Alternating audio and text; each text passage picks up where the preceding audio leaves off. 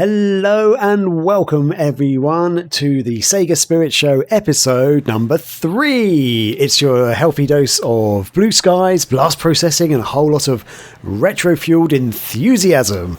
I'm your host Graham, and with me is none other than Scotty Moe, a true SEGA addict whose knowledge is as vast as a 32X's game library. Today's episode, we've got a lot of hot SEGA community news to go through. So much so that we've actually decided to push our feature topic this week until next episode, because what we were planning on doing is discussing a game that has a fond place in both of our hearts, especially me. And we wanted to give it its full attention it deserves, but we've got so much juicy SEGA action going on in the community that we thought we'd just stick with that this week. And in the show, I'm also going to, as always, challenge Scotty's SEGA prowess in the SEGA Shuffle Quiz. So, strap in, hold on, and don't forget to scream if you want to go faster. It's time for the SEGA Spirit Show!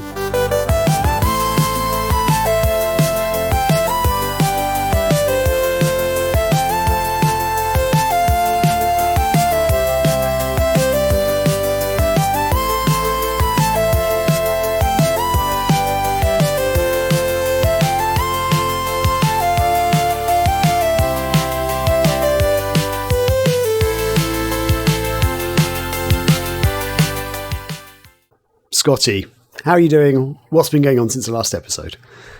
We Rachel and I went on our usual summer little mini vacation thing with her family up to a place called Geneva on the Lake.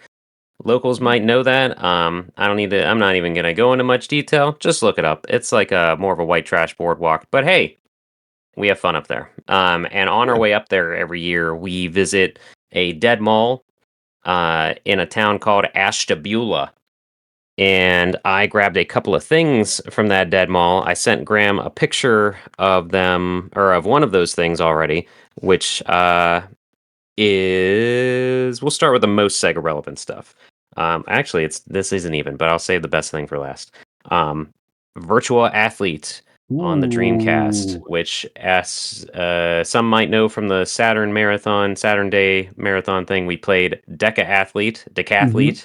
I don't know how to say it. I don't care. This, I think, is similar to it. It is, unfortunately, I haven't had a chance to play it yet, but and as fate would have it, I'll have time after this podcast to probably play it. Okay. Like literally today after the podcast. Wow. Okay. But no, it's made by Age Tech. It's not. You can see it's not Sega Sports or anything. It's it doesn't even have their logo on there, but it's Age Tech. Okay. They make kind of subpar stuff, but the Decathlete was so much fun. I did look this up. I always do this while I'm shopping at very rarely anymore do I buy retro stuff, but in this dead mall is a store called just Buy, Trade, Sell. I forget. They have, mixed media. It's movies, music, figures out the wazoo, pops and crap, and then video games. So we always swing in there because we've found stuff that, like, since it's in a dead mall in a dead town, there's stuff that people have traded years ago, and nobody's hunting there. So, but I looked this up. All that preamble is to say that I researched purchases in the store before I get them, and found that this was bundled with Decathlete and what's the winter one? What's the winter one of the Saturn? Winter Heat, I think. Yeah, I think so. I think that's what's called. So this was bundled with it, so I took that as, obviously this is the sequel, but clearly not, since it's not a first-party game. So, kind of hoping that it is, though. Hoping that it's similar button smashy, what have you, to do the long jump, to throw a spear, to jump over a limbo pole, and all that stuff that they do in the Olympics. Wait, which game have you got there? Which one did you pick up? I just wanted to Virtual Athlete 2000. So that should be the one that is part of the same series. I just Googled it. Huh. So they just outsourced it or something? Yeah, I guess so. So, okay. Is it called the same thing over on your side of the pond? In arcades and the UK and Japan, it was published by SEGA. In North America, is published by Agitech or whatever they're called. But Hitmaker, Age Tech. or age tech. That makes more sense. Yeah, well, I see. Well, Misread so that you see it completely. differently than me. Like looking at the logo, the word age is a Oh, different color than tech, so that's why I yeah, call it that age makes tech. sense. That's Um, yeah. yeah, when I don't know, I'm sorry if I didn't mention that. When I said I found out that a bundle release with this and the other two, that was only in Japan. So that makes more Ah, sense if it was yeah. you said published by Sega? So yeah, it was published. It's published by Sega in Europe and Japan, and also in the arcade. Weird. By looks of this, but it was made by Hitmaker, which is was a Sega development studio. Interesting. Okay. Yeah, so there we go. Yeah, and That's so strange. yeah, I mean, strange that it had a different publisher in one of the three regions, yeah. you know. It's Um well, stranger things have happened, I guess. yeah, so not much more to say about that since we haven't played it yet, but the other game that I bought and do we discuss prices here or should we Yeah, say why not? Why not? Go for it. Yeah. um both these games that I'm mentioning were only $12 each, so that's why I grabbed them. Otherwise, Oh, I'm really okay. not spending much on games. Having got the Satiator recently, and having a Hmm. GDMU, and having trying to just save for that house. Yeah. But the other game I got that was pretty cheap, I looked it up and decided after realizing or learning what it was. Yes, I need to own this. Auto Destruct on the PS1. Um, the name is bad, but it is auto as in automobile. And we don't have. Some people might be listening to this after the fact rather than viewing a video. There's just a car with a missile flying out Yeah, of it, like that's the car is firing a missile. beautiful. And the back of it, you would swear like, oh, this just looks like Driver, or this just looks like maybe GTA, Yeah. Grand Theft Auto or something. So it is quite literally Driver with weapons. Oh, Or okay. we were just talking about Driver 2, or also it's Twisted Metal with mission objectives, or it's Grand Theft Auto with weapons on the car. It's nothing new Oh. or original, but $12, and I played a little bit of it, and I'm definitely gonna get my money's worth. The opening cutscene has not aged well because it's just a mass shooting. Hooray! Uh, and the main characters, spoilers for the first 5 minutes or whatever, but spoiler, the main character's wife and child gets killed in the mass shooting, so he's out for revenge, and that's all it is. Okay. It doesn't say like you're associated with with the police. It doesn't say like you're a vigilante. You're just killing people with your car Wow. now, which is I don't know how different that is than what just happened, but I guess you're trying to find. I forget the guy. Does it say on the back here? I forget the villain's name. Well, actually, I'll read the back because that's always fun for these dumb old things. This commute is a killer. Oh my god. Your family was murdered by a nihilistic cult. Driven by revenge, you join a mysterious underground order to even the score. Your mission: fire up your killer ride, load up on devastating weapons, and drive the cultists out of town. Um, it doesn't say his name. Sounds Oh, pretty it does say fun. you go to Tokyo. Yeah, you definitely started in New York though. Uh, Oh, but so you actually you never see the dude running around. It's only in cars. You're only in a okay. car. But you have to like follow a helicopter around for your mission objectives and stuff, or at least in the beginning I did. And you do have to refuel and refill your ammo, which is kind of annoying.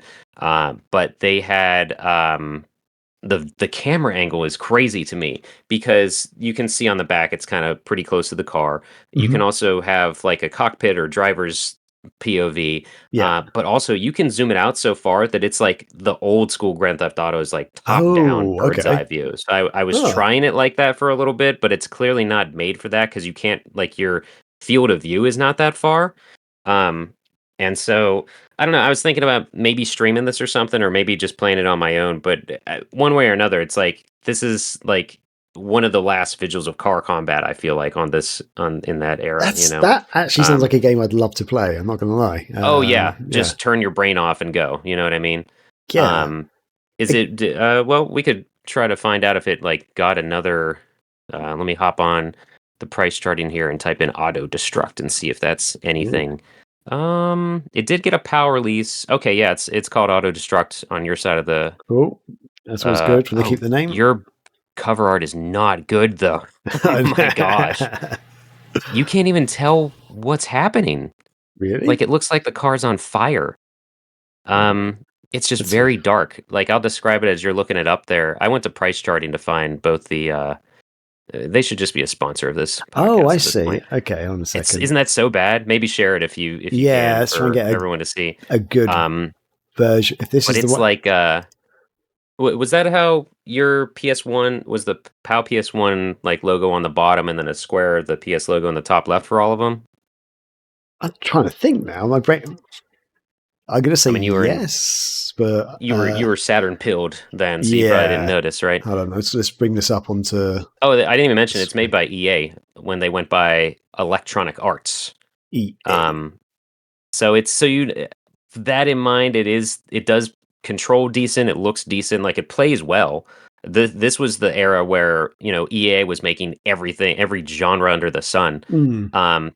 But do you want to try to describe that box art? Because the American box art, it's like at an angle, and the car you can see the vapor trail of the torpedoes coming from the car sides, and you can actually see cool angle with, you can see the and it's like missiles coming out, which looks cool. and I just realized now on the bottom is the opponents, I guess, like dashboard. And so you see like a cracked windshield as the point of view and stuff. Yeah. And the PAL version is, as Scotty said, is really dark. You kind of got auto destruct and kind of like a city skyline behind the writing. And then kind of semi in front of the writing is a purple sports car with basically what looks like flames coming out of the front of the car. Yeah, I guess. And then I don't know if they're trying to. It's meant to be maybe it is a flamethrower and like a really shiny reflective ground. Yeah, it's not good. It's not. Just turn up the brightness on that guy. Jeez, that's rough. Yeah, that's not good at all. But like the title. I mean, obviously the cover is what drew me to it. But auto destruct, I was like, that's just a bad name for something. Let me. Oh, yeah. But I turn it over and I see a car and explosions. Of course, I'm gonna check this out. Are you kidding me?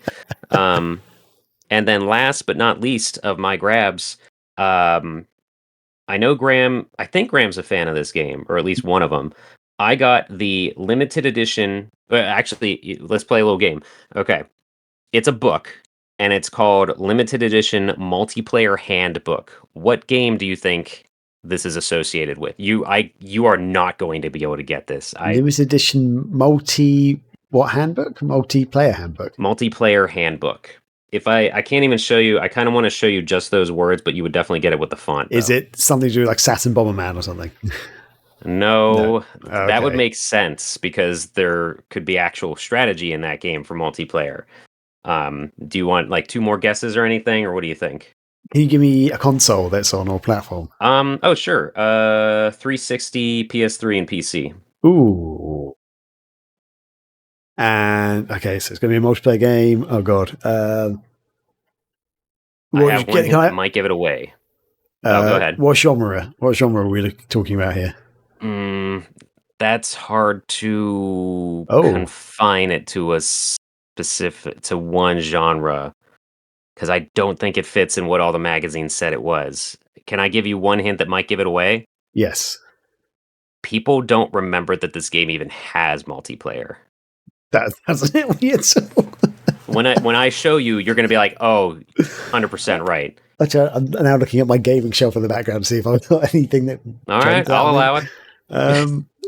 Oh, God, no, it's not going to be good. Okay, I can't remember. No, I don't know. Oh, Condemned 2! Sure! Yeah. Again, though, like, nobody remembers this game as multiplayer. Are you kidding me? So, oh my God, okay. Crazy thing, I was genuinely thinking about this game earlier this evening before we were recording. It's a sign. I was looking for a t-shirt to wear, and I actually have a Condemned top. Oh, nice. It's like a long sleeve one. I was like, not going to wear that. It's too warm tonight. Then I started thinking about Condemned and Condemned 2, and I was like, Condemned 2 is such a good game. I was like, oh my God. And Chris, who used to do the Megavisions podcast with us and works on Sega Nerds and stuff, he loves Condemned. He loves Condemned 2 as well. Like, he loved the multiplayer. But yeah, I think he likes the first game single player more. I personally preferred the second game single player more. I can understand that. But yeah, great games. We could so what it is, if listeners didn't catch it here in your excitement there, Condemned to Bloodshot limited edition multiplayer handbook. So it was $9, and I'm like, I love these games. I will definitely grab this. That's the thing, when I'm looking around, if I find something like this and it's like not double digits that they're asking for, I'll grab it, no question. If it was like 15, I would have been questionable, because at that point that's a strategy guide price. You know? But what was funny, like I open it up, I thought this would be like something that was packed with the strategy guide, but as soon as I open it to check it, the inner cover says "Get the guide," so it's advertising the strategy guide within this strategy guide. I'm like, okay, what is this thing? I looked it up, and it was a pre-order bonus at GameStop. So put Oh, $5 okay. down, you get this thing for free. Oh, cool. I mean, that by that logic, unfortunately, I paid twice its value if they said it's worth only like $5. But the like I didn't read too much of it. I kind of just skimmed it, but to give you an idea, the table of contents, modes and settings, combat mechanics and strategies, deathmatch tips and strategies, team deathmatch tips and strategies, bum rush tips and strategies, crime scene tips and strategies. So it's really just something that would not exist today, but in 2008, Yeah, it's 2007, when did around this that game time. come So I out? think it might be 2008-ish, maybe? Oh, no. This says '07. Oh, okay. Then maybe, yeah, there we go. Man, because Condemned 1 was a launch title with the Yeah. 360, so they pumped this out, Oh, I wait. guess. Wikipedia's telling me 2008 for Condemned 2. Maybe And is that the PS3 version or something? Xbox 360 and PS3. That's Both weird. 2008. That's very strange. I mean, early 2008, so maybe that was published before, yeah, they definitely would have made these like before the game. Yeah. It might have even been. See, I was thinking about this. I was like, they probably put this out to remind people it even had multiplayer, because this was 1000% the era where multiplayer was tacked on because they were told to. Yeah.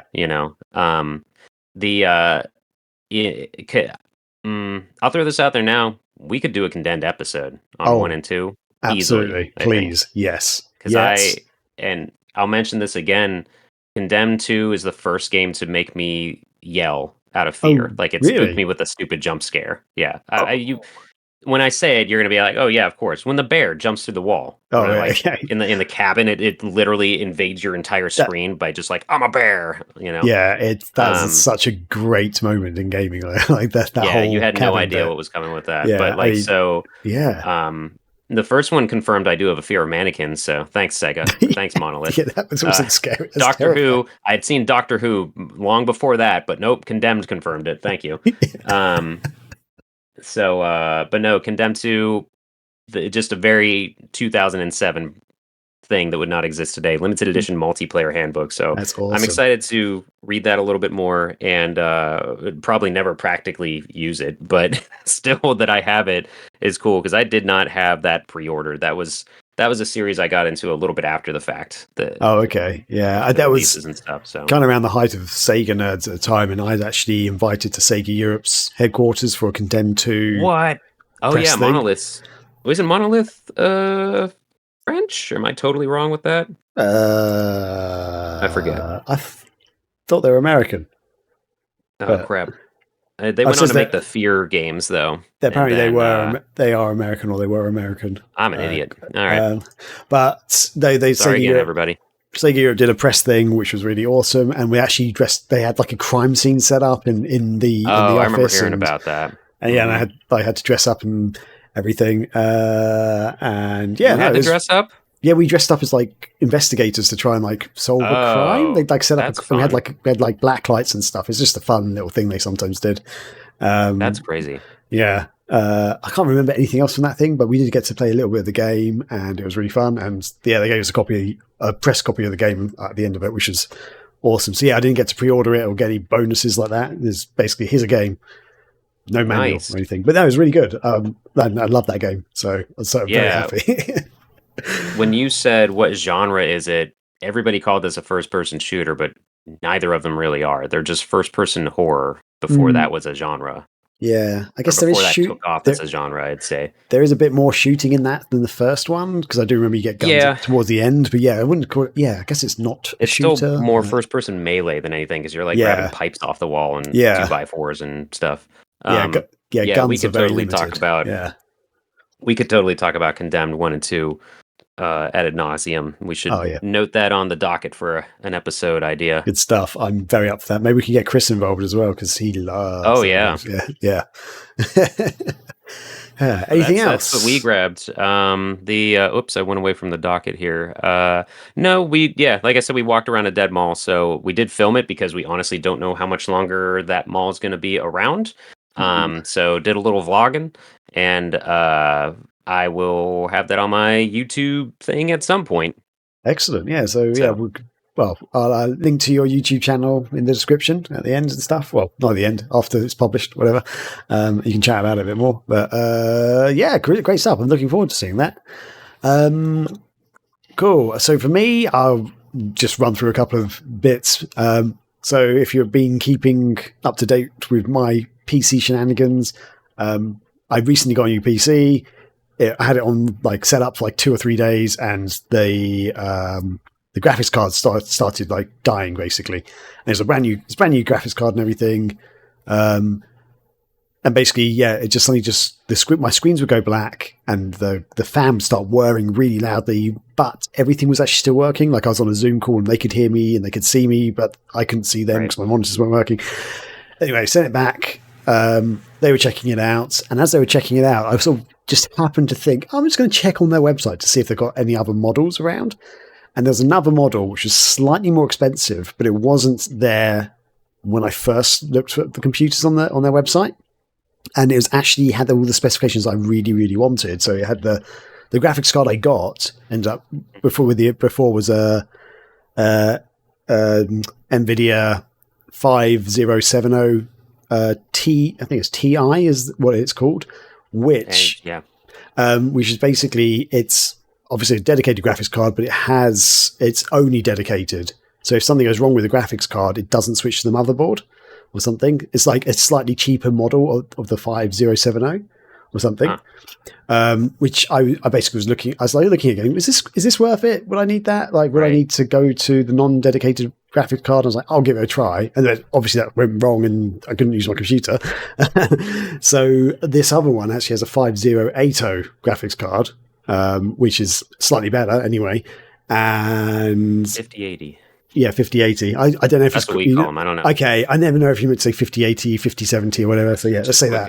Let's say 5080. Let's 5080. Yeah. So this is going to be ignorant, but 5080 is better than a 5070, right? Yes, it is. Yeah, okay. It is technically a more powerful graphics card. Still not top of the range though. You can get like a 5090, and I think there's something else you can get as well. But yeah, basically all the others. Oh yeah, and it has a bigger internal hard drive as well. This one, the other one only had a 1 terabyte. This one's got 2 terabytes. Not a huge amount, but it's still better than one. So yeah, I basically paid a tiny bit. Basically, I said to them, if I just paid a little bit more, can I get this one instead? And they're like, yeah, we just need to check your computer first to make sure I haven't, broken it myself. But then a day, then like literally the next day, they're like, your new computer's on its way. And I'm like, oh, cool. Wow. So now this has been set up. It's working. I did have some problems with my work Okta Verify. Do you know what Okta Verify is? Or it's just multi factor verification, it's a two-factor authentication thing. Yeah. Like companies use it over here. I don't know if it's used in America much, but it might be. I assume it is because I assume it's an American company. But yeah, all my previous companies have used it. This company uses it, and for some reason, it just wasn't working properly with this computer, and I was getting very frustrated because it just wasn't letting me log in. I was like in an infinite loop of logging in with it, and it going, okay, accepted my password. Nothing happening. I'm like, what is going on? Like, it just was like, yeah, this is great. Your password works. Not going to let you in, though. Not going to let you use, Gmail or Google Docs or anything. So I was just like, what the hell is going on? But luckily, I've got a work laptop, which everything was working on. So I was using that for a while. And then literally, like, on Friday, I just randomly clicked on a link, which I'd clicked on before. And I forgot I'd clicked on, basically, I could use my work chat thing, Slack, on this computer. Mm-hmm. And I clicked on this link previously and it wasn't working. I clicked on it again. And I was like, oh, I didn't mean to do that because I need to use my laptop. And it just worked. I was like, what? And then I could log into Google. I could log into everything I needed to. And I was just like, I didn't do anything. But I spent days previously trying to fix this, like Googling it, like I ended up even asking ChatGTP if that knew what was wrong with this thing. And it was like, oh, this is a common thing where it just doesn't work randomly.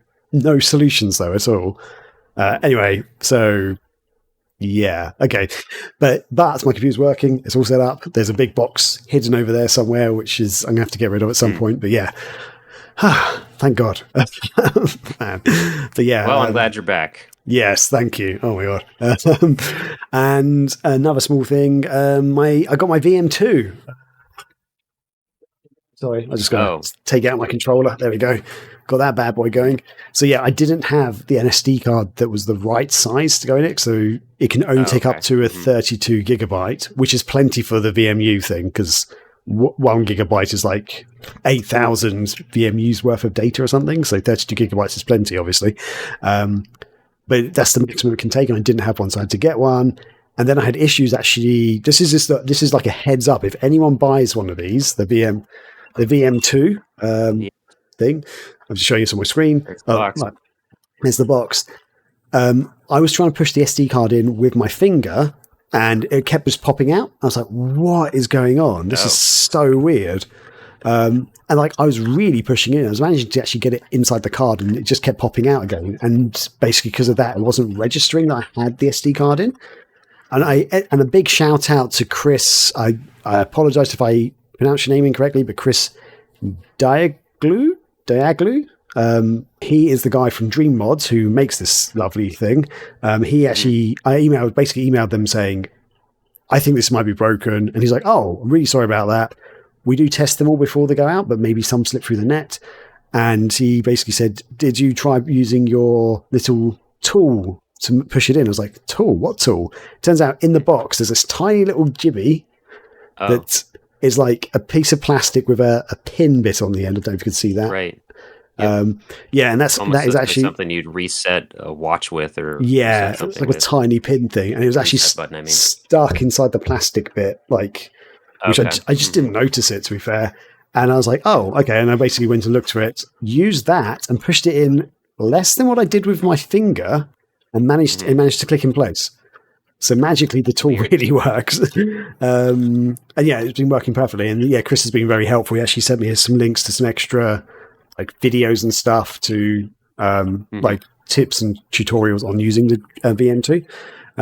So yeah, and so far it's working pretty well. So yeah, cool. Check it out if you want to. If you can't wait for the VMU Pro, this is actually a really good option as well. It's very good. So there you go. That's it. Have you used it yet at all, though? Yeah. Dreamcast? I've been using my Dreamcast, yeah. So I've been saving files and stuff to it. The one thing I need to work out how to do is like download VM like save files or mini games off the internet and load them on here, because they do. There's actually it comes with. No, it doesn't come with it. You can download from the DreamMods website like a little program on your computer, when you connect this to your computer, because it connects via USB-C. You can then view what files you have and stuff and move them around and things. But I didn't work out how to actually download stuff and put it on there, because I did download some stuff and put it on there, but it didn't go on there for some reason. So that's one thing I need to work out. But yeah, the whole thing is you're meant to be able to back up your saves and download files and things like that, which is kind of really cool, because I really want to download the mini games as well. The fun. Those are always a blind spot for me. Yeah. That's cool though that you got it and it's working. Yeah, so I'm happy to say it works. It's a thing. It's real. It works. Cool. Nice. Awesome. And anything else? No, that's it. That's it for me. So I think that wraps up my week and everything. So yeah, with that, Scotty, I'm going to challenge your brain in the SEGA Shuffle.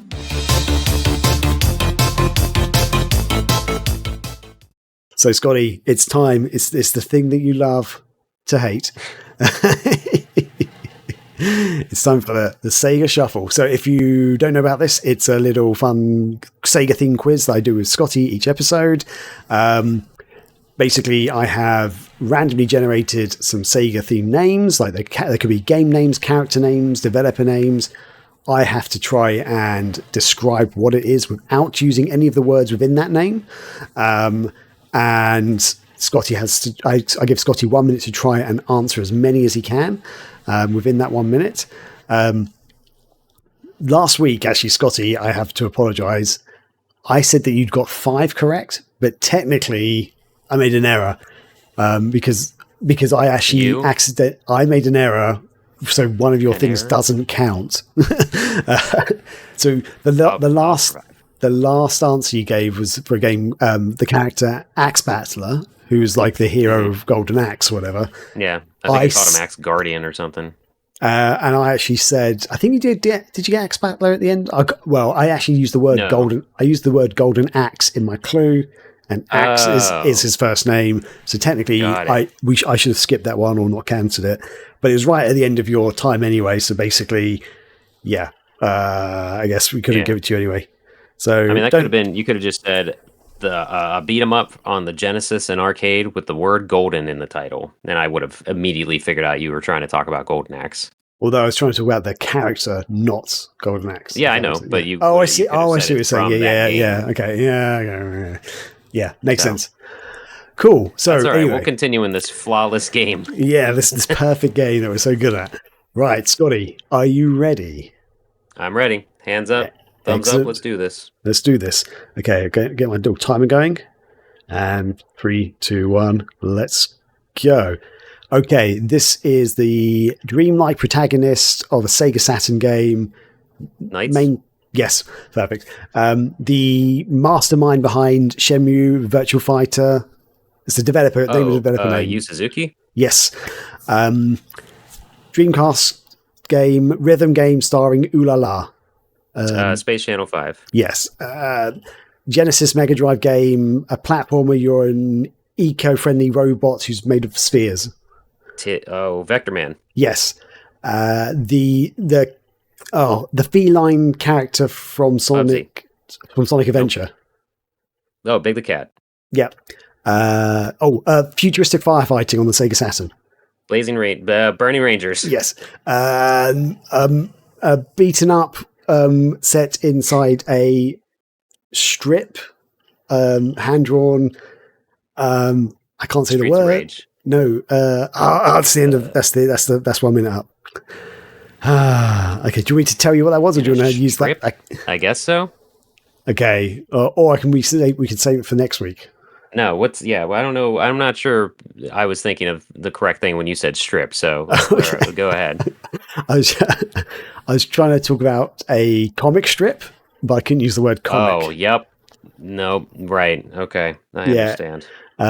So it would have been Comic Zone then? Yeah, Comic Zone. But I couldn't use the word comic. Yeah. Okay. So you got 1, 2, 3, 4, 5. Ooh.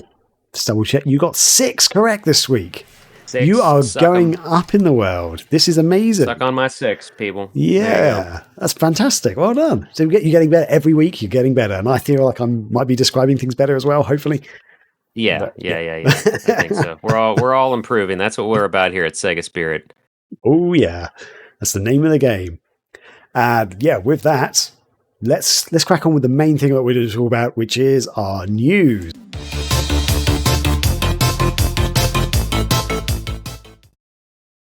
Yes. So as always, we are going to be covering community news within the Sega realm, as it were. We're not really going to be breaking any hot Sega news, but lots of cool Sega community news comes out that people may not know about or may not see. So let's just jump in with it, shall we? And the first thing I want to bring up is this kind of title. That's my Wikipedia page of Condemned 2. There we go. That's what I wanted.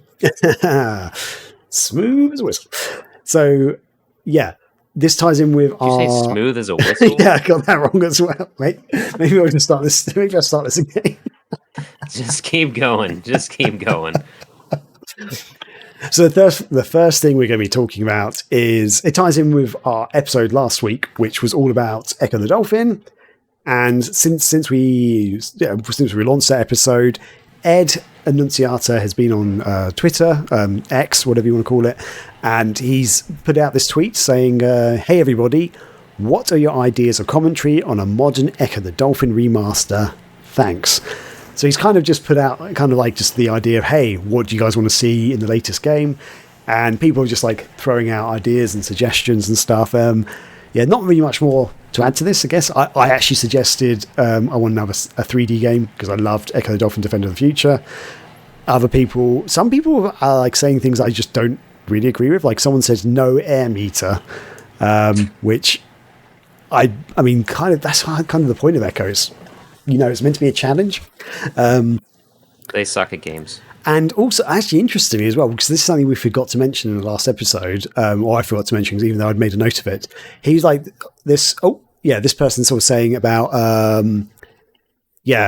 rescue missions, saving people from a shipwreck, bringing stuff to shipwreck survivors on an island, maybe. Okay. In fact, I don't even know if this might be a joke, because he then goes on to like tricks, Tony Hawk, Pro Dolphin, dolphin racing, cool underwater. Ability to F with beachgoers, stealing bathing suits and snacks. So yeah, he might just be joking around. But interestingly enough, there's something that we forgot to mention in the last episode, is that originally when Ed was making Ecco the Dolphin, some of the people at SEGA and some other plans and testers suggested to Ed it might be good to actually include humans in the game and like interact with humans and stuff. And he said he said to them, "Okay, I'll think about it," and just ignored them basically, because he didn't want that. He wanted purely it to be about the ocean, about those sort of the aquatic creatures you find there. And the fact that it doesn't have any humans in it was kind of revolutionary almost. There were no anthropomorphic characters. There were no humans in the game. And that's kind of what he envisioned, and that's what he went with. So yeah, it's interesting. Someone's actually saying you should have this, but if Ed's making the game, he'll probably say, nope, don't want that. And I think Ecco in a way worked better that way. And I know in Defender of the Future, which is my favorite of the series, they talk about humans and dolphins coexisting together and stuff, but that's only at the very start. You never actually interact with humans. So the game Ecco the Dolphin, Defender of the Future, I feel still has that purity, because you only ever interact with aquatic creatures, which I think is really awesome. So yeah, I hope he doesn't include humans or things like that, to be honest. Yeah, sticks to his guns. Yeah. What do you want to see? How would you answer Ed's question here? I think what Sonic Echoes says there, maybe a hint system voiced by you. I mentioned something like that, like some sort of, like when you're clearly, if you haven't progressed for so many minutes or something, some sort of hint bubble, literal bubble since you're underwater, but some sort of helper character, because we were so lost, in something we haven't displayed yet. Oh, secrets. But that was the main thing. Like when I mentioned how for the Dreamcast game, Defender of the Future, I just had no idea where to go. Anything that would tell me the slightest bit of a hint, a tick all from Sonic Adventure in Ecco would drastically help, I think, especially newcomer. I feel like that would be a requirement in a modern game, Yeah, I think, something that could help you. Yeah, just slight. There's a word they use nowadays for like remastered games. I can't even think what it is. Quality of life. Quality of life. Yeah. So just a few things like that might. Yeah, even just a slightly better map. I think I'd be happy with. Because sometimes going around these big open spaces is a bit confusing. But yeah, so that's cool. Yeah, so if anyone's really interested and want to reply to Ed, we'll put up the link, or you can just find him on X at Ed Annunziata, and you can put your ideas forward to the man. Yeah, yell at him. Yeah, and he won't listen. Voice your ideas. Voice your ideas too that Ed will ignore. Cool. And first up, we have Metroid is being ported to the Genesis or Mega Drive, whatever you want to call it, by game dev boss and Yunioshi Danji. So, yeah, this is an upgraded port of the Nintendo Entertainment or NES game. And you can see that the visuals are better, which makes sense because, it was an 8-bit game and now it's going to be 16-bit. Yeah. But look, from what I can tell, I have to admit, I never really played the original game. I've never really gone to. Yeah, I've played a few Metroid games, but I understand why people like them.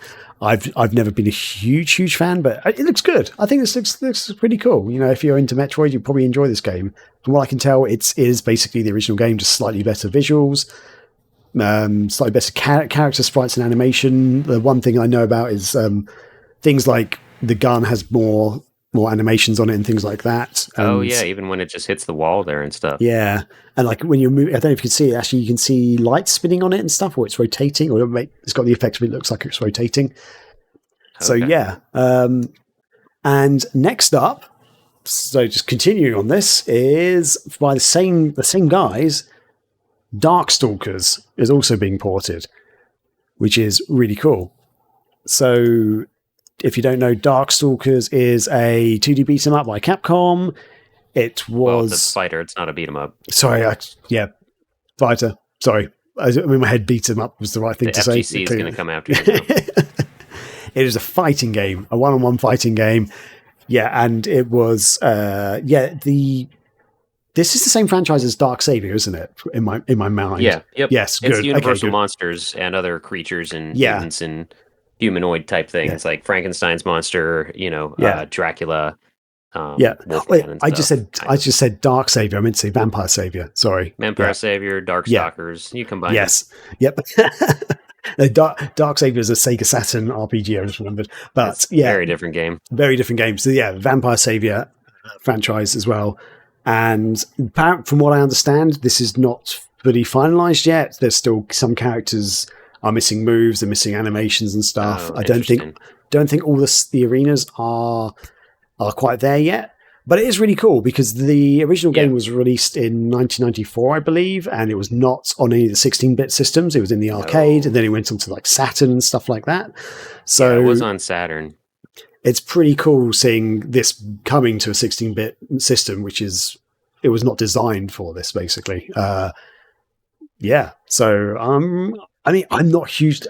There's actually very few fighting games that I'm into these days, but I'm kind of interested in this one, just to see what it's like. Really. One last reminder, if people are not familiar with the name, everybody knows who Morrigan is, the succubus, the bat lady with... who's very well endowed. And there's a cat lady as well, isn't there? I can't remember her name. Felicia, Felicia, that's it. Yeah. Yep. Cool. Yeah, so those two videos, just to let you know, those two videos were from the Sega Guru, so check out his channel if you're interested in seeing more of them. But yeah, I think it's pretty interesting. I mean... that's a pricey game on Saturn. I was trying to look it up here. It looks like it's like $73 complete, American anyway. Damn. I mean, that's unfortunately low for a freaking Saturn game. It is $100 on PlayStation for some reason. So this might be the way to go, folks. Yeah. But I think weren't they out on collections recently? Anyway, it's a cool fighter. I like that series. Yeah, so I think it was actually available on Dreamcast. And it was, I think it was a Vampire Chronicle for Matchmaking Service. Oh, it's Japan only, I think. Okay. Yeah, I do not remember that on Dreamcast. Which I believe it is either a port or a remaster of the game. It wasn't a new entry in the series. In fact, the last final entry in the series was 1997, apparently. Since then, there have been ports and remasters. It's been on Capcom Fighting Collection in 2022. Yeah, I guess that's probably the cheapest way to get it. So, next up, also from the Sega Guru channel, is a look at... Can you guess what it is yet? Oh, I know. I mean, me or the audience? I read the outline. Anybody. It is Duke Nukem 3D Caribbean, however you pronounce it. Life's a Beach. So this is an episode of that coffee mug you see in the office every day. Sorry. So I guess was this actually... I don't know if this was an official release? Yes, sir. I am a fan of the Duke. Okay, fair enough. Perfect. I didn't know if this was like a port that a scenario or something that was actually officially released with Duke Nukem 3D or not. But I unfortunately continued to bet on Duke. With you Duke did. Nukem Forever. So there you go, everybody. Just showing off my Balls of Steel edition. Nice. And so if you don't know, this is basically Duke Nukem is on holiday or vacation, and it's sort of Caribbean themes. There's like the beaches around the hotel. There's babes in bikinis. The thing I quite like is his weapons are kind of beach themed. There's like a super soaker water pistol and other things. Instead of a shotgun. Instead of like a shotgun.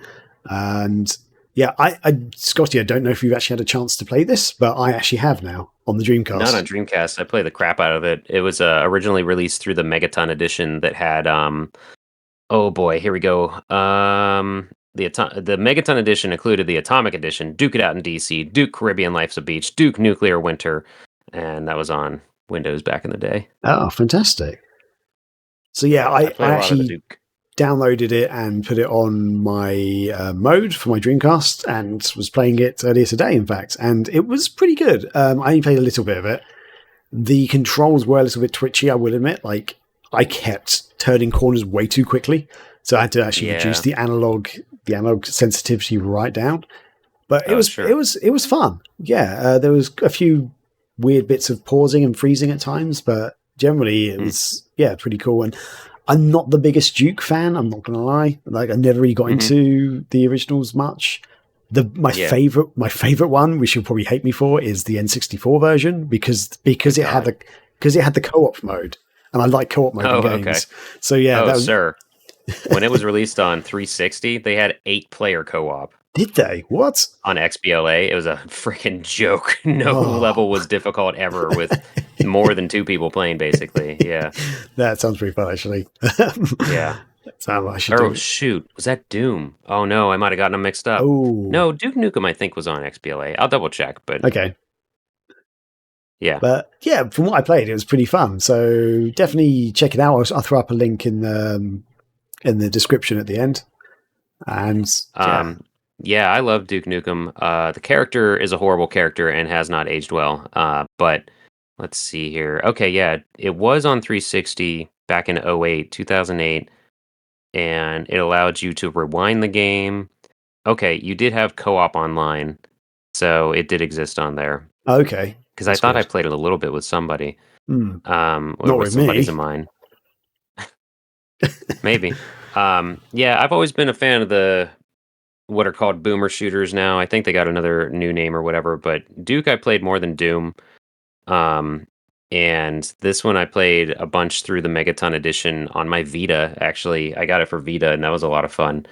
My PlayStation Vita. And I got it on PS4 and stuff. I think I played it a bunch on PC also, and then suddenly Gearbox announced the what was that anniversary edition? Let me see here. The Duke Nukem 3D 20th Anniversary World Tour. They put that on PS4, Xbox One, and Switch, and that added a brand new episode created by the original devs. That was High Times or something. Let me find it here. Basically, a marijuana themed level. Oh, okay, fair enough. Yeah. See, I know you said about the character being, aged poorly and stuff, but I almost feel like now is a good time to bring these sort of characters back in. I know they're not good characters, but they were fun. There was something fun about them, which I kind of do miss because everything plays a bit safe these days. I think just having a little bit of edge to it, having a character, even if you don't like them as a person or as a character, I think it can be fun. Like just a bit of sass, a bit of edginess to their games. I think part of that though is he was a parody of like Schwarzenegger in every action movie in existence. Like, what do you parody at this point? I think is part of the issue. But the new, for what it's worth, that anniversary edition, the new level was Alien World Order, or a whole new campaign, and the first level was High Times in Amsterdam. So that's why not the whole thing is. They even added a new weapon and a new enemy, I think, also. Ooh, but okay. But the coolest thing about that, if you are a Duke fan, as much as I dislike some of Gearbox's decisions and most things they've done, they did add a commentary. They added commentary tracks by the devs as you're playing the game, so that was pretty neat. But I don't think it has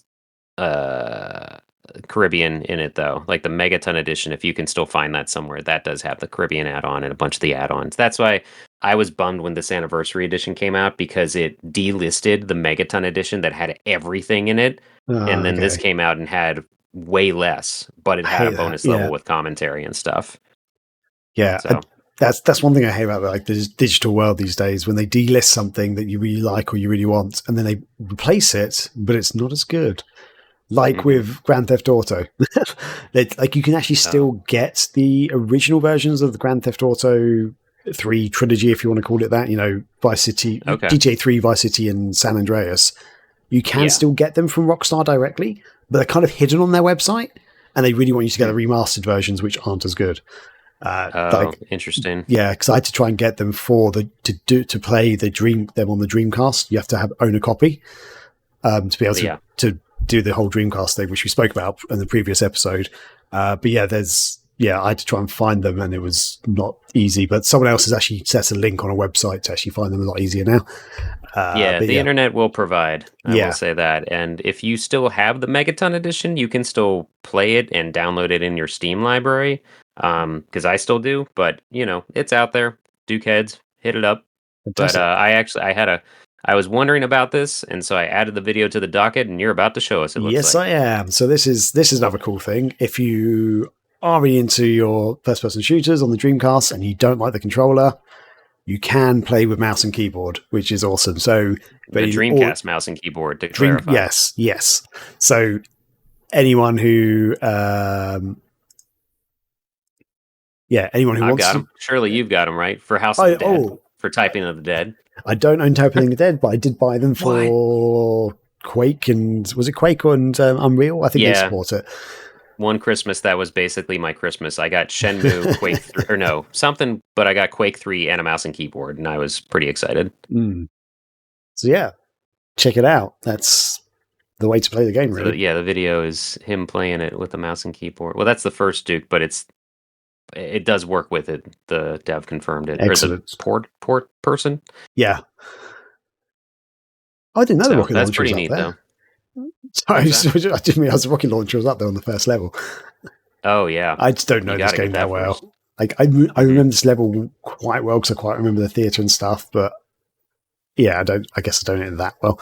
Anyway, I latched onto Duke over Doom because I thought the level design was so much more interesting in Duke Nukem because it was actual places and cities and stuff, whereas Doom was dark corridors that the enemies are way cooler in Doom, for sure. But Duke Nukem had just cooler level design, in my opinion. So yeah. That's fair enough. That's fair enough. Yeah, I guess I never really got into... I was more into Doom, I guess, at the time, and then moved on. I mean, I wasn't even that big into Doom. I remember playing Doom 1 a lot. Doom 2 I played a little bit. But yeah, everyone else was loving Duke Nukem, and You just went back to zero tolerance, right? Yeah, of course. What? When you perfected the genre, why go any further? Oh, you're telling me. Man. Cool. And it's not a port, but it's the homebrew scene for Dreamcast as well. Something else is happening. I'm quite excited about this one, Scotty. I don't know if you've had a chance to really look at this, but I glanced at it, so I'll watch along here, though. Okay, so again, this video is from the Sega Guru, so shout out to Sega Guru for doing always awesome work. But there's a game out called Black Screen, and it's by a homebrew dev guy called Capcuso. I think that's how you say it. And what it is okay, so at the start, just if you're watching along, basically it looks a little bit like... Actually, I'll go back a tiny bit. Let's just go back to this bit. It very much looks like Asteroids, the really old... Was it 70s game, Asteroids? So basically, it's a black background with white light, like a spaceship, which is basically an arrow made of white outlines, and there's like asteroid things around, but it's not asteroids. What? So yeah, there's actually way more to it than that. So if you don't know Asteroids, you literally just were this little spaceship shooting asteroids that were coming at you like an infinite stream of asteroids. You had to kill as many as you could. This is not that. He's the developer. Cap Cuso is describing it as a space trading game, and he says it's been inspired by GTA Chinatown Wars, the Elite series, and Asteroids. So the whole thing is that apparently the final version it's basically gonna be like a space exploration, I guess simulator style game, if that's the best way to describe it. A bit like the Elite games, but sort of 2D and very, very basic looking. And the final version is meant to have a full story, upgrades to your ship, I believe, enemies that don't currently have enemies in it, and what is described as an alive world. And apparently it is 3 to 4 months away from release. And yeah, you can actually download it right now. There's an early version available on his itch.io page, which it's free to download. You'll name your own price if you want to, and so you can download it, test it out now. Maybe give feedback. He does have comments open, so you can give any feedback you want to, I guess. But I think it sounds like quite an interesting little concept. It looks very basic. Like, visually, it looks very basic, but potentially it could be a really fun game. You know, graphics don't mean anything. Don't mean everything. But, yeah, are you interested in this sort of thing, Scotty? Is this the kind of thing you want to see from the homebrew scene? No? Okay, fine. I don't really. No, I just don't. That's micromanaging. I want less micromanaging in games. Okay. The less, the better. I just, Duke Nukem is the opposite of that, of this. So, it's cool. I mean, take something simple and add a whole lot of depth to it is what it sounds like overall. But it might be interesting to watch someone play this who enjoys and understands that concept a lot better than I do. Micromanaging is not for me. Okay. I mean, for me, if it's got a decent enough story and the combat's good, like if it's got, if it's got missions and stuff, I would be interested in this because I actually quite enjoy those sort of space games. Like the original, like Elite 2 is I really enjoyed back in the day, which was kind of just like a space simulator I don't think I know almost. Those games at all. The Elite games are brilliant. So Elite Dangerous was, I think, the latest one, which is still going. They keep updating it and stuff, and it's got a big online presence. But the whole thing is, I know that name. You're basically in like your own sort of galaxy.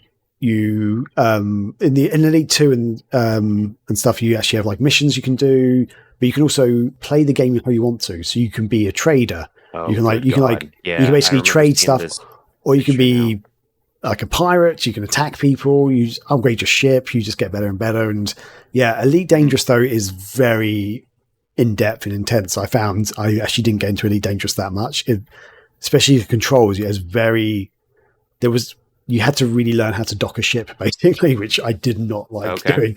Like, I found it actually quite challenging. I was playing on the Xbox One when it released. I think it's meant to be easy on the PC, but I haven't really played on the PC. So, but I love those sort of games. There's actually games similar on, basically more stripped down games on like Android and iOS as well. You can play, which are pretty cool.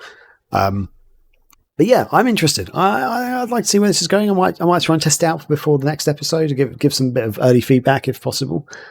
Yeah, cool. Godspeed with the rest of the development for it. That'll be neat to see where it goes. Yeah, for sure. The next bit of news is Chromehounds. Yes, Chromehounds. The Chromehounds is back online after 15 years. And you may be saying, what is Chromehounds? Chromehounds. Most people, even Sega fans, are going to ask what Chromehounds is. I think they probably are, actually, aren't they? If you don't know, Chromehounds, it was developed by From Software, who are most famous for the Dark Souls games. But back before they did that, back in 2006, they released an exclusive on the Xbox 360, which was published by Sega, and it was called Chromehounds, and it was a mech game, essentially. It had like a normal single-player campaign story mode, but the thing that I really liked about it, and Chris really liked about it as well, was the online mode. It had a really cool online mode. So basically, that's what's happening. There's this modder called Imagine Being at Computers has managed to get basically re-establish some game servers and get the game back online and running. The beauty of this, the reason why it was such a cool game was it wasn't just like a normal deathmatch style game. It kind of was a deathmatch. You had like team deathmatch in a way, but the way they did it was slightly different. Essentially, the whole idea was there was an ongoing war online, and when you joined, you could join squads or whatever, but you can fight for one of three countries. And the whole idea was each of the three countries was trying to fight for control of a region called Neromus or something. I can't remember how to pronounce it. But basically, the whole region or the country was divided up into several different areas, and they were connected by different paths. But the whole idea was each time you entered the combat, you could choose to fight in an enemy territory or fight in your friendly territory that's being attacked by enemies. And the whole idea is basically you have to try and win these matches, and then you gain more control over the country and stuff. And the whole idea is you meant to try and dominate. You'll get your country to dominate the map, as it were. And at the end of it went on for a certain number of time. I was double checking actually. The war ended when one country controlled the entire map, or after 2 real life months have passed, and then it reset. And you could then go back in and choose a different country to join or whatever. But it was really fun because it was actually like there was a war going on online, and like it's like every night you'd be like, I've got to get back in, got to join my boys, get out there and fight. You know, that's insane for 2006. Yeah, it was such a fun idea. I really loved it, but unfortunately, the servers were shut down just a few years later. In 2010, Sega shut the servers down. And yeah, luckily this guy, Imagine Being at Computers, has and also a guy called Adrian Cassar. They basically managed to get it back online, and you can play it on an Xbox 360 emulator now. So yeah, it's basically just, I've just brought up in a different video, which is, it kind of just shows that it was just a third person, I think you go first person as well, but mech game where you had these big, huge open maps. The single player campaign, I mean, it looks quite barren these days, but I remember back in the day it looked really cool. But yeah, you go around, do missions, you destroy enemy tanks and other mechs and things like that. And from memory, you had like limited ammo and stuff, so you did actually have to conserve your ammo during missions, otherwise you could run out and fail basically. But it was a really fun game. It was a great little game. I believe you could upgrade your mechs and add new weapons to them and things like that. I haven't played it since like 2008 or whatever it was. But yeah, you didn't hop online the final day of the servers or anything? No, I didn't, unfortunately. I think that's the last time I've talked about this game, because I was not doing podcasts, but I was listening to them then. And I do recall Chromehounds, the servers discussion coming up. Okay. When you said 3 factions, my brain, 3 factions and this giant online world, I immediately thought of the game Mag on PS3, massive action game where 256 people could play online at once. Okay, yeah. Like that whole thing. I mean, it's not exactly the same as this, but just 3 factions and everybody in a war, an ongoing war. Well, Mag came out in 2010, and their servers dropped in 2014. Okay, so about the same timeline. But I guarantee you, as much as it might have hurt people, I guarantee you some people hopped off of Chromehounds, learned of Mag, and hopped in there. Yeah, probably. Since Chromehounds went down in 2010, then Mag came out. Or Mag was out, I should say. That's cool, though. I mean, that's just another... I'm going to say it every episode. Sega was always ahead of their time, even to their detriment. Like, that's crazy that existed in 2006, and people were online in a large way. And then speaking of online, hopping online. Oh yeah, so hopefully this will be, if you're a Sega fan, Dreamcast fan, hopefully you'll be up for this next bit of hot news. And it is OutTrigger is back online as well. Woo-hoo! We're in it, baby. Oh yes. So if you don't know about OutTrigger, it was a first person or third person arena shooter on the Dreamcast. But it came out pretty much at the end of its life. It came out in 2001 in all regions. It came out in the arcade first, actually, late 1999 in Japan. But yeah, it was 2001 on the Dreamcast in all regions. And it was, I think the best way to describe it is a fast-paced and frantic arena shooter. And thanks to the guys over at Dreamcast Live, DreamcastLive.net, in particular, Shuoma and Flying Head, they have managed to get it up online and running again, which is really awesome. So actually, I'll skip forward. This is their video it's on the Dreamcastic channel, which is the channels associated with Dreamcast Live. But yeah, it's basically, it's like Quake 3. It's a more colorful Quake 3 arena. Yes. And from memory, it supported 6 players. So Quake 3 Arena on the Dreamcast was 4 players. Unreal Tournament was 8 players. Unless you typed in the cheat code to add bots, which you could get up to like 16 players or something. And wait, for what? For Quake still? No, for Unreal Tournament. Oh, okay, yeah. There was a way you could add in loads of bots, which I remember doing because Actually, I'll get onto this in a second, but I'll say it now. Unreal Tournament and OutTrigger in PAL regions did not have online multiplayer. Yay! What? But the Unreal What is the Tournament. point? I know exactly, but I remember when the Dreamcast magazines basically said if you want to play with against lots of people, here's the code to basically get like 16 players or whatever, or 30 players or whatever it is, like bots in your arena, so you can feel like you're playing online. Yeah, I mean that back then that could fill that itch. Yep. Oh my God, we're just all about the great analogies. That could fill that itch. And what did you say earlier? I already forgot now. I can't remember. Clean as or smooth as a whistle. All right, there's the first SEGA Spirit shirts. Smooth as a whistle, SEGA Spirits. Yeah, clean as butter. It's the what are we talking about here? Video games, but no, that's insane to me. But that would like back in early aughts, having 16 bots could feel the same as playing against people online. Yeah, I would say, but not today. Definitely not, because Yeah. I like there were many a college night. My buddy and I, there was I'll make this story short, but reminiscent of having 16 bots and whatever. One roommate, they were roommates. We didn't have internet, and actually, so we were basically going through each other's libraries of movies and games and stuff. And 007 Nightfire on GameCube, him and I played the crap out of, and got so good at it, comparatively so, that we would always have us two versus 6 or like 8 or whatever the max was bots, just us two against all bots. And it was a lot of fun because you could also set the bot like personality. I don't know, did you ever play 007 Nightfire on No, GameCube or PS2 or something? I might have played the single player campaign. I never really got into the EA ones, but yeah, I know of them. Yeah.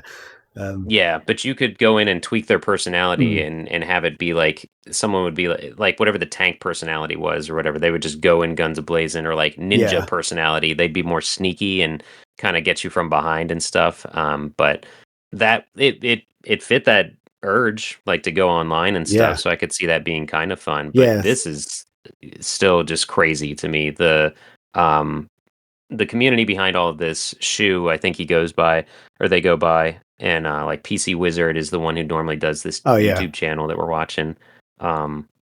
Very cool people. But what were you going to say about it? I'm sorry.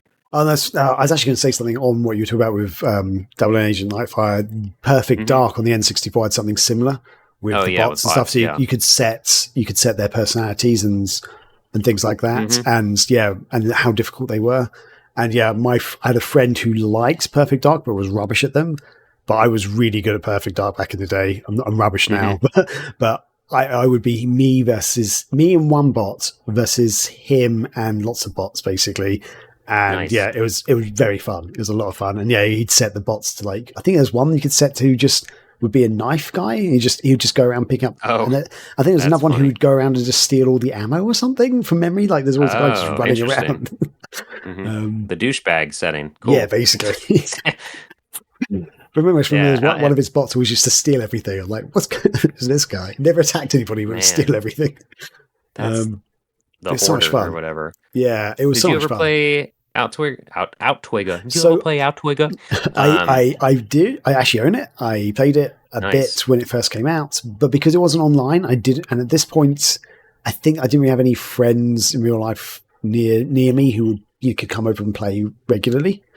Like, there was one guy who was... I think it was up to 4-player local, right? Yeah, it was. But I vaguely remember at that point in my life, most of my friends who used to play Dreamcast or N64 with me, they'd moved away. They'd gone to university and stuff. And it was me all alone. I think there's one guy who lived relatively close by, but he didn't really like these sort of games. So we used to play... a loser. I think we played racing games. I think we played Need for Speed 3 on the PC at the time or something. That's what's coming to my brain, even though I think that was released a lot earlier than this. Yeah. No, OutTrigger is cool. It's the controls have not aged well, I will say. Because I do remember we tried to play this during a marathon a good while back.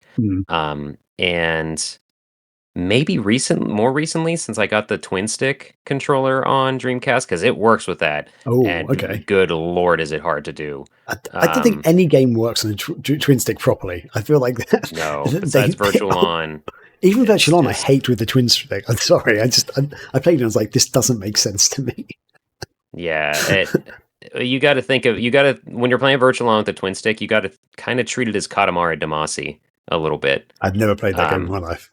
What? I know Oh of my it. I gosh. know it exists. Ram. I just You would love it. You would love it. okay. I guarantee you. I'll check it out someday. One day, maybe. But yeah, OutTrigger is cool, and it is very arcadey though. It is one of the more arcadey shooters you could play. Just hop in and go, and like I said, Quake 3 Arena with just more colorful. Yeah, so it's I forgot how bright it was. Actually, it's very cool.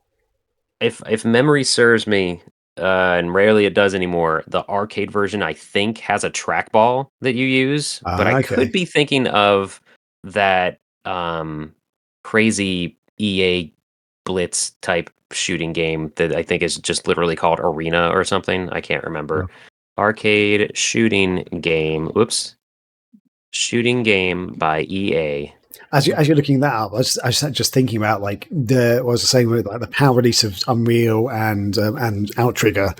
I think one of the reasons maybe why they didn't do the online play was because, well, partly because I think at this time the Dreamcast was on its way out, but also we had the slower internet connection. I don't know if you remember. In America, you had the 56K modem dial-up. Oh, we had 33K, and oh my gosh, I mean, it worked really well with Quake 3. So I remember playing that online against PC people, and I assume people in America or something. But yeah, I guess maybe that's another reason why they didn't do it. That it wasn't a very good connection. They'd have to. Oh, and also the online was completely free in the UK. Whereas I think in America, didn't you have to pay for it or something? Oh yeah, yeah. Through SEGA Net. Yes. So we didn't have AT&T. SEGA Net. Maybe they had an agreement with somebody. I forget. Yeah, so maybe that's another reason why they're not making money from it. So why even bother? Yeah. Oh yeah. What is this game called? Oh my god. Arcade arena shooter game. I'm gonna lose my mind if I don't find this. Lee, if you're listening, I'm sorry. I know you're screaming at your stereo right now. That's what everybody listens to us on the stereo. I think it was called something just like Marathon. I mean, it's not Marathon. Arena shooter arcade 2000s. I don't know how else to search for this. I thought I was a hacker. The Grid. Thank you. How did I not remember the name The Grid? Because we're not in Tron. But so, yeah, that's The Grid if you're showing right now. I'm about to show it. There we go. Tiny. So yeah, but that's probably not the best normally picture. You see it with 3 units hooked up with each other, but there is just a trackball and a joystick, and then I think 2 or 3 buttons at most, because there's triggers on the stick as well. Yeah, I see. It does look. Shooter. It looks like there's 3 cabinets together. Straight up looks like Blitz, though, doesn't it? Another one. Like that's gotta be the same font or something. I don't know NFL if that was. Blitz. Don't know if that was available in the UK because we don't really play NFL games over here. Yeah, right. But that's pretty cool. That's. And then I also sent you. If you scroll down a little bit, you can see what the actual OutTrigger machine looks like. There you go. It does have a tracking ball as well. Basically the same thing as the Grid there. But yeah. Okay, that's pretty cool. Yeah. So. It looks like a single virtual on stick as well. Like. Yeah. One more reason we went to 2 sticks on controllers on consoles eventually. Oh, I like that. They call it that little trackball thing. They call the eyeball by the looks of it. Oh, really? So I guess that's how you move your eyes. Yeah, there you go. Had to make it obvious because we didn't know yet. Oh, that's so good. So yeah, OutTrigger with a twin stick is a possibility, or I think you can use the arcade stick with it too. I don't know why you would, but that's cool. And I don't think you could use mouse and keyboard on OutTrigger. I don't think it's compatible with those. Is it not? Find the box art of the game probably. Oh, it does use keyboard. Nice. Well, okay, yeah, no, mouse and keyboard. Ooh, I wouldn't mind playing OutTrigger with mouse and keyboard. Yeah. Baby. Yeah. I do have my Dream Pie. It's hooked up. Do it. If I pan down far enough, you might see the LAN cable that I have going from my. Yeah. Actually, I don't. No, it's behind everything, but there is a cable going literally from like over down here where the Dreamcast is, all around and then out the door and downstairs to my modem for my Dream Oh, Pi. fantastic. Um, I used to play Quake kind of regularly on there because that community is still every Friday they have Frag Fridays. People play Quake 3 Yeah. Arena using their Dream Pis. So that if you can grab one, it's a very I think I had this in our docket here. It's very friendly community, very helpful community. PC Wizard's awesome. He's helped me out with troubleshooting stuff and just their Discord and their forums that they use overall are very helpful in setting up and getting things going online for yourself. I've randomly streamed Sonic Adventure, like the website going online and stuff, because that's back up and like you can download the year 2000 celebratory or Christmas. I think by default I still have a save file on my one of my VMUs for the Christmas tree being in the middle of Station Square of Sonic Adventure. Oh, cool. Just because I can. So stuff like that is still possible in the Dreamcast now with this crazy awesome community. And just so you know, there's something that they actually mentioned on DreamcastLive.net. If you happen to own the broadband adapter for the Dreamcast, OutTrigger works with that as well. So you don't need a Dream Pi if you've got the broadband adapter, but if you've got a broadband adapter, lucky you. That's awesome. Even though annoyingly, I think only a handful of games even worked with it, which is crazy. Yeah. It's a shame, but much later. I wouldn't be surprised if like Phantasy Star was the reason they even put that thing out. The Phantasy Star Online was the reason a broadband adapter even got released. It wouldn't surprise me. You have the Dream Pi, don't you? I do. You have a Dream Pi? Yeah, I do. I think we tried to play Quake 3 together, and I don't know if I think it's because the servers are based in America that Quake 3 was not running well. But I have played Phantasy Star Online using it, and Phantasy Star Online runs brilliantly, but I guess that's kind of designed in a slightly different way. It's not like a fast-paced shooting game, so that's still pretty regular too. Like people are. Let me say that again because it sounded like I was talking about a bowel movement. The community is still playing relatively frequently. I was going to try to find. They even have a site you can go on and just see who's online right now, but I can't. I know I bookmarked it, but heck, if I remember where that is. Yeah, Is it this one? Nope. If I can find it quick enough, I'll throw it in our chat or something. Well, we can always add it in the description as well. Yeah. But yeah, if you don't know about Dreamcast Live, they do lots of great stuff. They basically bought pretty much. I don't know if all the Dreamcast games are back online yet, but most of them are now. By the looks of it, and they have a schedule. So yeah, Scotty was saying they do actually play regular games, but yeah, they actually got their own schedule set up. So in fact, today was OutTrigger. It's OutTrigger night. So yeah, and tomorrow's going to be Planet Ring. Wednesday. Sorry. Wednesday's going to be Planet Ring, then Fraggin' Friday, which I think is like Quake 3 and stuff. But yeah, they sometimes play like Worms World Party, so I can't even get my words out. Oh, nice. And they say the Sega sort of sports games as well, some of them. Oh, I found it. Oh, yeah? Yeah. If you click on that, you could show people. Oh my gosh. Oh, dude. Yeah, bring that up right now. It is popping right now. Hey, okay, right. So let's bring this up. That's screen share. So that is everyone currently online. Oh, there's only 3. Sorry, I'm an idiot. But top 3, Phantasy Star. But if you scroll down, it shows people. Oh, they were on literally minutes ago. So I guess they just stopped playing. But you can see all the people playing OutTrigger like 30 minutes ago and stuff, 40 minutes ago. Yeah. Sunday was the OutTrigger day, and since that just rebooted it, they reinvigorated it. Everybody was online. Look at all that. So cool. That's so cool. Yeah, I love it. And I think it also shows you games that don't have online multiplayer but have some sort of online connection as well, because they've got like Jet Set Radio and things like that. So yeah, it's kind of almost like, when you're playing on your Xbox or something, you see a friend is playing a game. That's kind of what they've done here. They've set it up that you can, because I think it works with a Dream Pi, doesn't it? It identifies who you are on your Dream Pi. Yeah, because I remember connecting to this as well, which is really cool when I first set up my Dream Pi.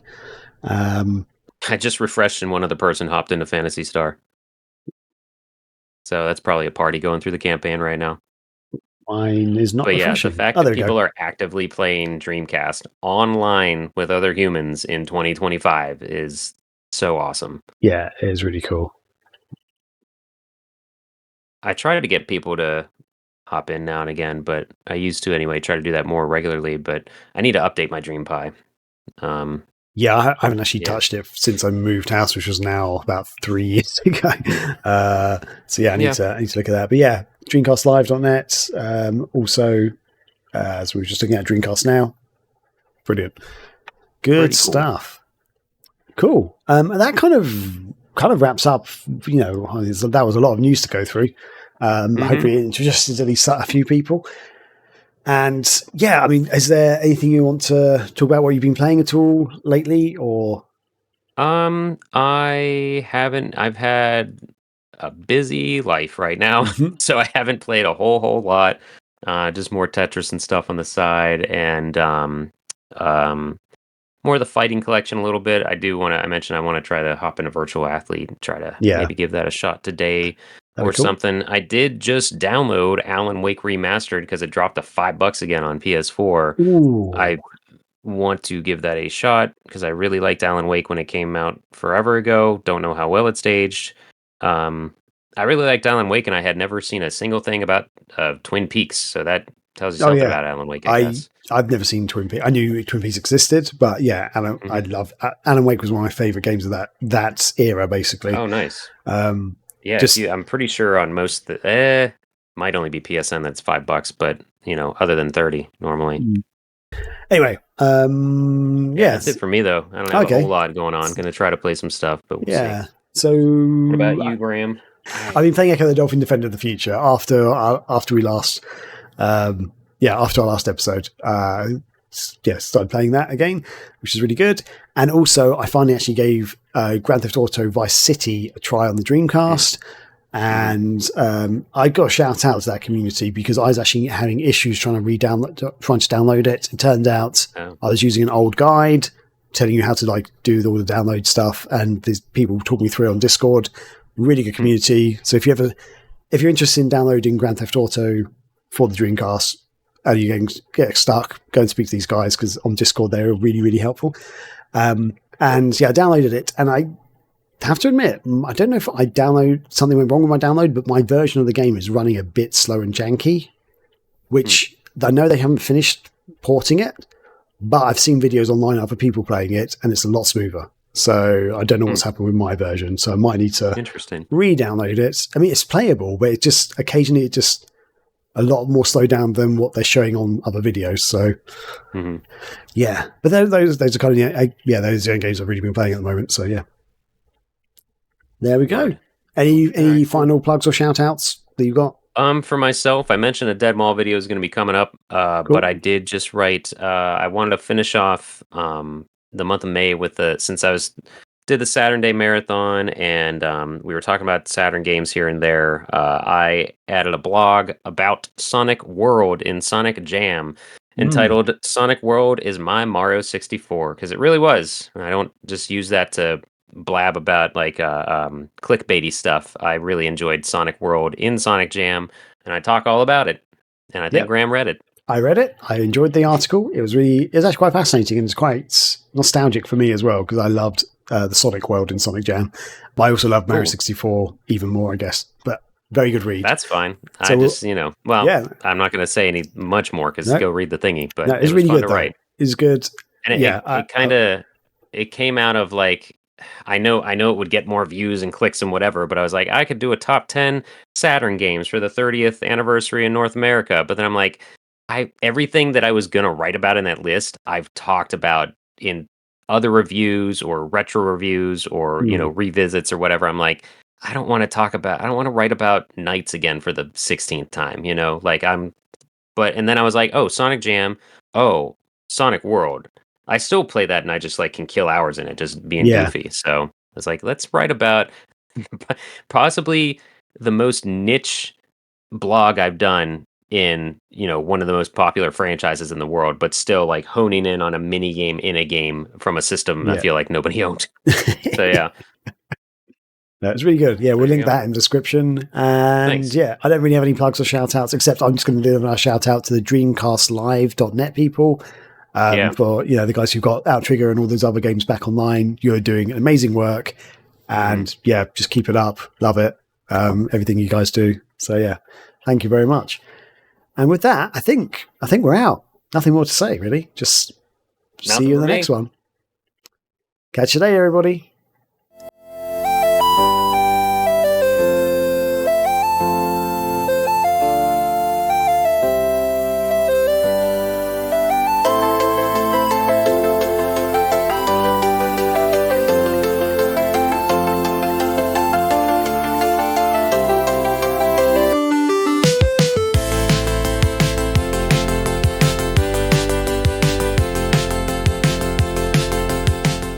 I don't know how else to search for this. I thought I was a hacker.